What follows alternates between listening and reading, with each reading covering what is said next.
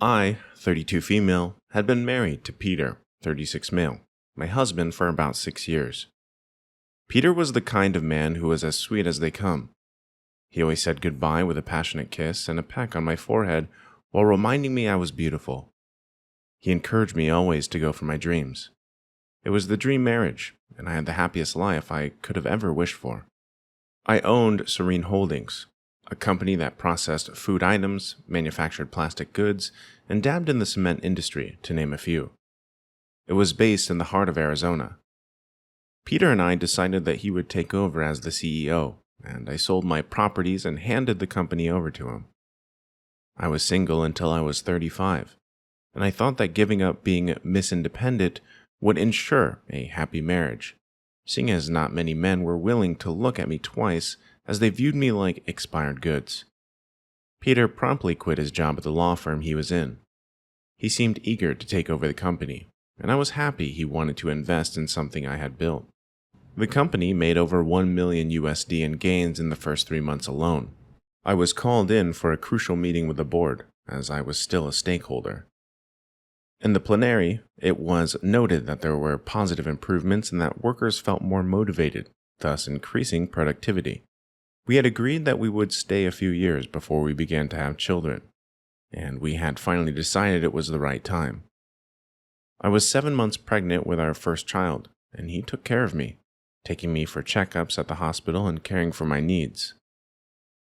One evening, I got into a heated argument with Peter. He profusely apologized, explaining that he had a rough day at work. I recall falling to the ground and coming to consciousness in the hospital, where I opened my eyes to find Peter whispering, "Please don't die on me, baby. I love you. I acted out of anger. I didn't mean to shout at you." I had lost our baby, and more than 2 pints of blood. I found out later that he had rushed me to the hospital after I fainted. Peter apologized repeatedly and took time off to care for me and provide for my every need. Peter got so traumatized when I fainted that he saw me as extremely fragile. He put in more and more effort to be the dream husband, but I got bored with his constant attention and care. When he wanted to romance me, I pushed him off repeatedly until he stopped trying. On one of my brisk walks, I met an old classmate of mine from college. I was huffing, puffing, and holding my stomach when he came up to me and said, "Lily, is that you? Are you okay?" I assured him I was fine. We chatted about sharing a comparative analysis class over the 4 years at Yale University. He told me how he had heard what happened to my company and that he was sorry. He took my contact and promised to stay in touch. I felt a warmth I had not felt in a long time.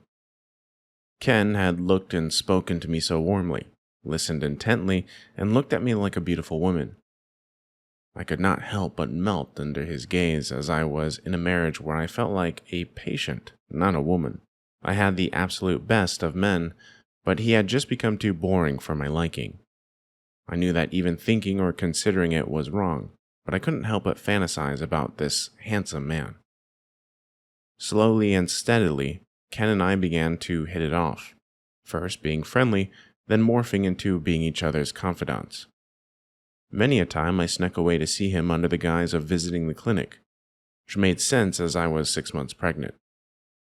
When we met, we ate and drank coffee and chatted for hours. He always bought me extra spicy chicken wings because he knew I was craving that. One particular day, we sat on our park bench when Ken picked my feet up and began to massage my ankles. He moved on to my legs and flexed them severely. He pointed out that he noticed I was limping and thought the massage would help. As he worked on my legs, he moved closer and closer to each other, and our mouths collided. We went on with the affair like something out of a fairy tale. I covered my tracks on the phone and in person, so Peter would never catch me. Ken and I plotted to start our own company, with our savings as we decided to spend our lives together. He was divorced, and I would divorce Peter. I felt like I had met the man of my dreams. He said he would raise my twins like they were his.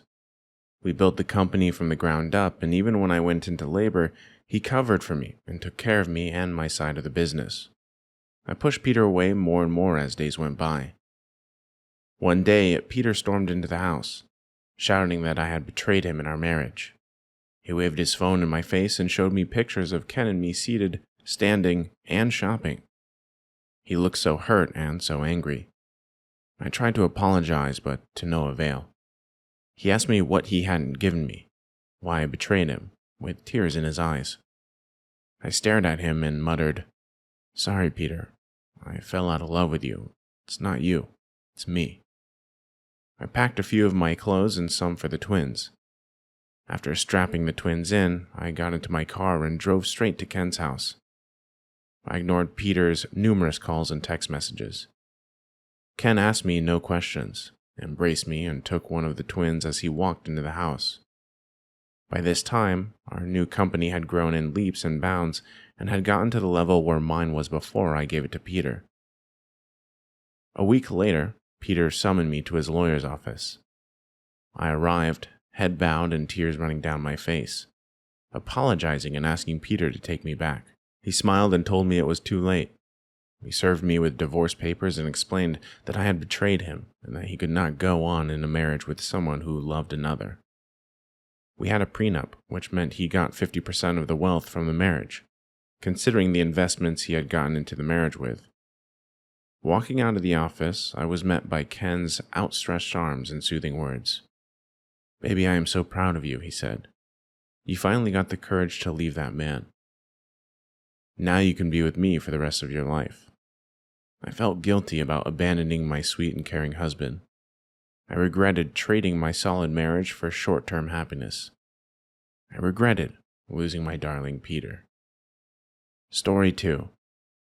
We have been together for 25 years, married for 22. Throughout our life together, sex was good. He was not low libido beforehand, but then again, I married him at age 20. Throughout our marriage, the bedroom life would get less intense and pick up sometimes, usually fluctuating. He has always enjoyed oral sex throughout our 25 years together.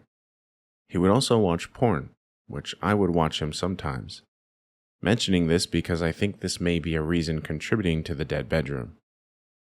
I suffer from personal issues due to coming from a bad family, so I still deal with some trauma, which is why I am in individual counseling and have been for years. I told my counselor of my affair during the height of it. She obviously didn't think it was very honorable. In my mind, I thought, what does she know? This man makes me feel amazing. After he dumped me, we had a long talk one session, and it was decided I would tell my husband everything. We rehearsed, and I wrote up a timeline. It was my idea to tell him. I didn't do it to vent to him. I spent therapy mopey and pissed about being dumped. The bedroom over the last 4 years was a slow death. We would not have sex if I didn't initiate. Every time we had sex, I would most likely have to blow him to get it started. He would finish and not care if I finished. Did not like going down on me. I talked to an individual counselor about this, a sex therapist about this. I dragged him to therapy with me. He went to 2 sessions and just flat out told me I don't think sex is that important to us at this age anymore.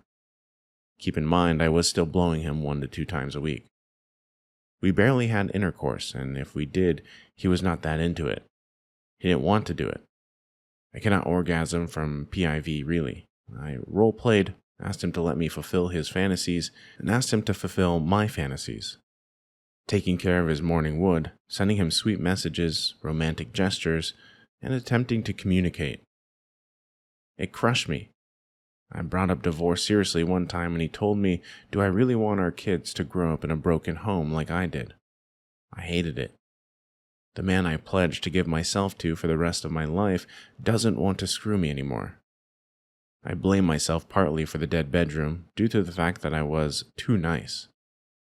I communicated time and time again what I wanted, and he would promise to change. Did not want to attend therapy. I took up yoga. I met this man in class, started as friends first. He then made it clear he wanted to screw me. I selfishly gave in. The affair was 100% on me. Did my husband spread my legs for this man to put his dick in? Nope. I willfully spread my legs and sucked this man's dick for 6 months. Came home with a smile on my face because I just got filled with it. Went to great lengths to hide this affair too. Deleted conversations, burner phones, carried extra clothes with me in the car, constantly chewed gum and mouthwash to get the traces of his semen out of my mouth. He also had a wife, low libido. All I thought about, what is wrong with her? A hot HL husband and she doesn't want to screw him. Her loss. I would say to myself, he doesn't want to have sex with you. It's not important to him anymore. I can still be a good wife in other aspects. Throughout the affair, I would still attempt to initiate. Nothing. Good. He had every right to deny me while the other man was screwing me.